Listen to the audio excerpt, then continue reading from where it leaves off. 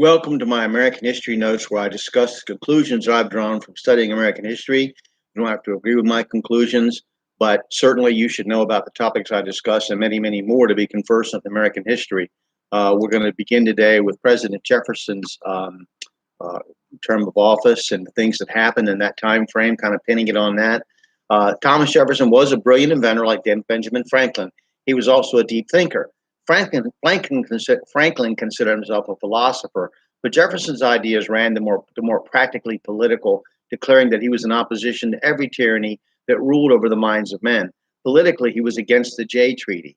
His Democratic Republicans denounced it in the most simple terms. He, like historian Carroll Quigley, in referring to our 20th century government over a century and a half later, called the Federalists an Anglican monarchical aristocratic party who were intent on recreating British government in America.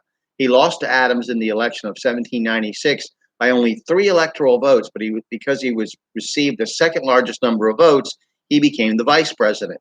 Adams and Jefferson, old friends, hoped to work together, but with the opposition party firmly in place, Jefferson felt like a spectator. The passage of the Alien and Sedition Acts convinced Jefferson that the Federalists had no regard for the Bill of Rights. When secretly writing against the Alien and Sedition Acts as the Kentucky Resolutions, he had no idea that his arguments against unconstitutional laws that acted against the rights of member states would eventually be used to justify nullification of federal law by states. This concept helped produce the Civil War. He beat Adams in the election of 1800. New York anti-federalist Aaron Burr was voted to be Jefferson's vice president, but a flaw in the Constitution permitted outgoing Federalists in Congress to attempt to subvert the election by demanding concessions from Jefferson to protect the Federalists, as in promising not to disband the Navy and not to erase the public debt. Finally, Jefferson's stubbornness and faithfulness to his principles won out. He became our third president when sworn in on March 4th, 1801. America saw the Tripolitan American War between 1801 and 1805. The North African or Barbary states forced merchant ships to pay protection money to sail unmolested in the Mediterranean. The Pasha of Tripoli declared war against the United States because his demands weren't satisfied. Jefferson sent a punitive expedition to the Mediterranean, which blockaded Tripoli ineffectually for 2 years.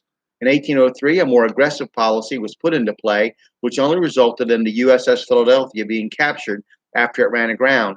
Lieutenant Stephen Decatur, with 73 sailors, boldly sailed into the harbor and burned the ship. Later, after a 600-mile march across the desert, William Eaton and 8 Marines, a Navy midshipman, and 100 mercenaries restored the rightful ruler to Tripoli's throne. Peace was signed, and a $60,000 bounty was paid to release captured USS Philadelphia sailors. Commodore John Rogers forced Tunis to make peace in August of 1805. America kept paying tribute to Algiers, however, until a brief war in 1815 resulted in now Commodore Stephen Decatur sailing into Algiers, receiving cancellation of all tribute and release of all U.S. prisoners without ransom. He then forced similar guarantees from Tunis and Tripoli and compensation for American vessels seized by those states during America's war with Great Britain in 1812. One of Jefferson's first acts was to correct the Federalist abuse of power and to free all persons imprisoned under the Alien and Sedition Acts. Excuse me.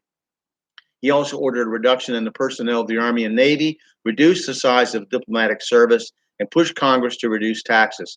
Having learned that Spain had turned over the Louisiana Territory to France in 1802, he moved to purchase it to keep France from taking control, thereby pushing America back into the arms of Great Britain, needing its fleet for protection against French attempts at domination. He had Robert Livingston, then minister to France, a job that both Ben Franklin and Jefferson himself had held, and James Madison handled the negotiations. The entire territory was purchased for $15 million, or about 3 cents an acre. Congress approved the purchase without the constitutional amendment that Jefferson was afraid was needed in 1803.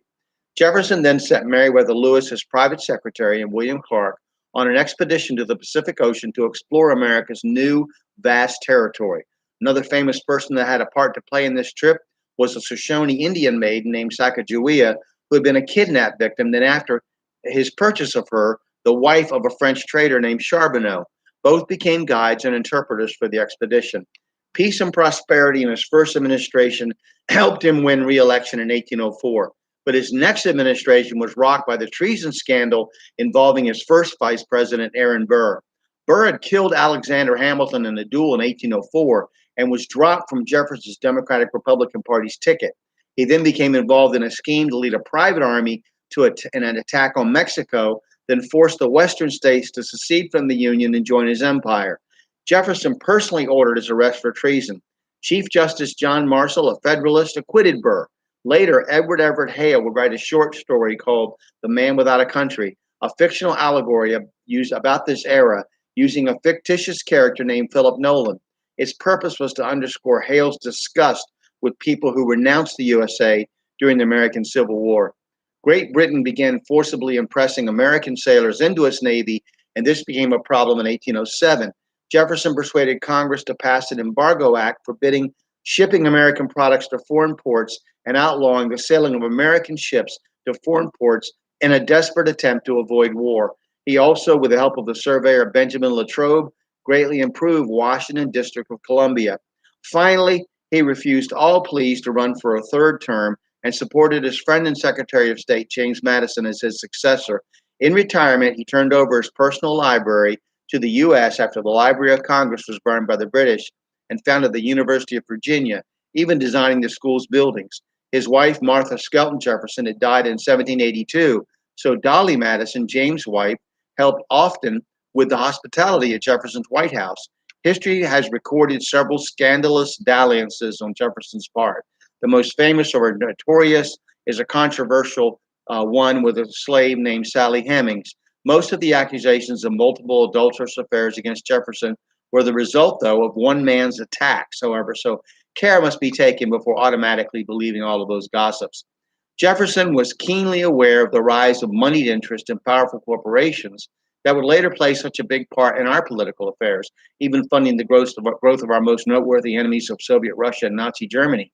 His famous 1812 remark about corporations was, I quote, "I hope we shall crush in its birth the aristocracy of our moneyed corporations, which dare already to challenge our government to a trial of strength and bid defiance to the laws of the country."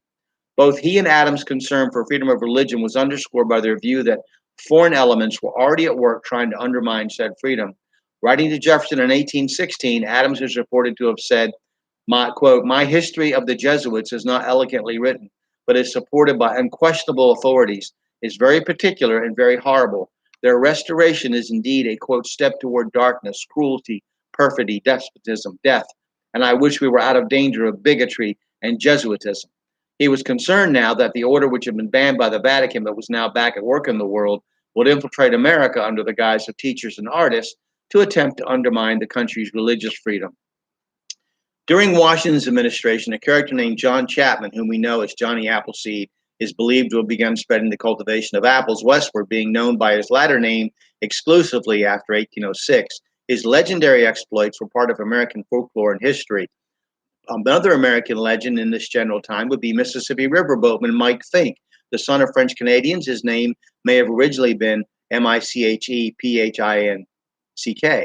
During this era, words entered the common usage in America like spook for a ghost. Mammoth became not just a word for an extinct elephant, but also referring to anything of a large size. Stud was used for a breeding stallion in 1803. And tornado, from a Spanish word for a thunderstorm and an English sailor's term for a violent tropical storm, was first used in print in Fredericktown, Maryland in 1804 to describe the violent twisters that plagued our Midwest each summer.